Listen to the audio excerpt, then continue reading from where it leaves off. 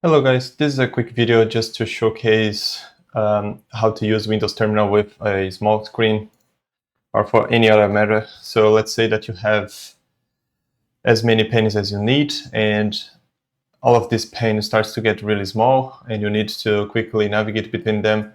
So let me show you how to do it, what I think it's a good workflow. So here you have all of these panes. By the way, if you don't know, you can use Alt-Shift+ to split vertically and Alt-Shift- to split horizontally. You can see here that it gets really small real quick. So if you want to actually work on this, it's quite hard. So you have this other zoom to the pane. You can see here through the icon that I'm on a zoomed pane.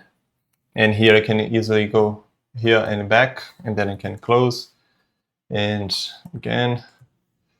And here I can go to my code. I can use the Ctrl+ sign to increase the font, Ctrl-, or even reset.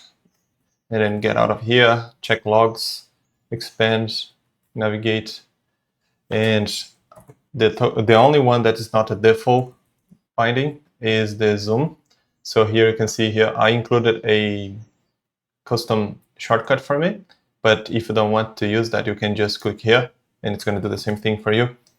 But let me show you how to do it. If you want to include one for yourself, you're going to need to open this guy here and include this command in your actions pane.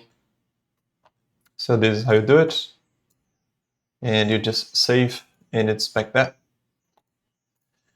That's it for today. See you next time.